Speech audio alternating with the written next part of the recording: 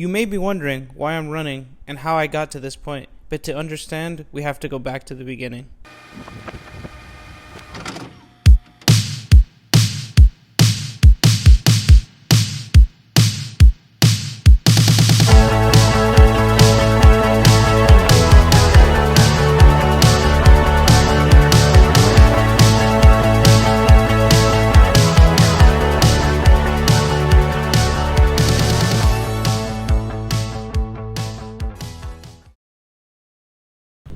So as you can tell, I decided to visit Michigan State University. The first stop on my Michigan State tour was Spartan Stadium.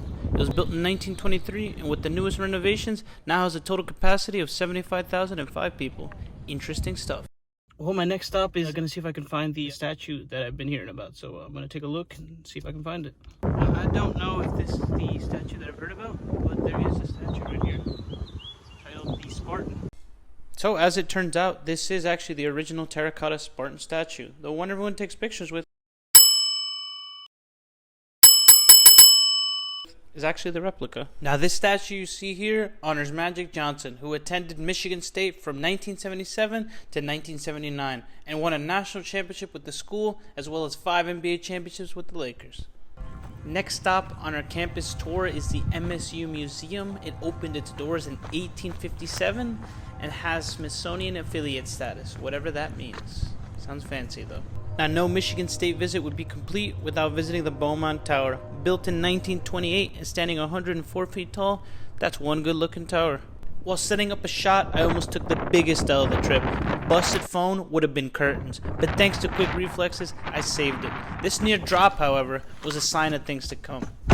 As I strolled past the library, it hit me. The time I saw my car was an hour too early. Unadjusted for daylight savings time, I was operating under the idea it was 6:15 when in reality it was 7:15. I only had an hour and 15 minutes to shoot the rest of the campus. The only way to do that and to get home at a reasonable time was to run through the rest of my shots. Literally.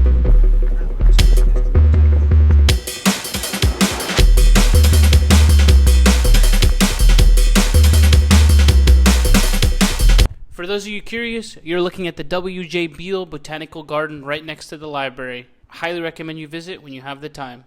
Now back to the video.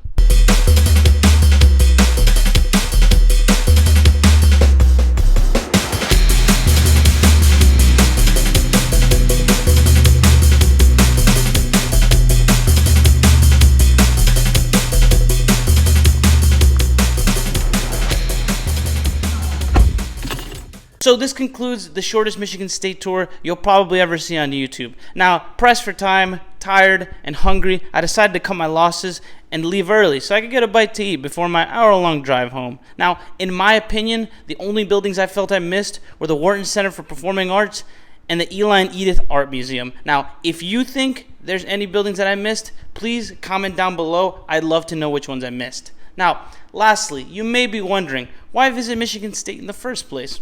Well, I'll tell you why. It's been a dream of mine to visit all the schools in the Big Ten Conference. Now, as an alumni of Rutgers, I figured it would be a fun project to visit all the 14 schools that make up the conference. And also, as a current Michigan resident, it just made sense to start in-state and work my way outwards. Now, there was no particular reason why I picked Michigan State over Michigan first, but that's the way it played out.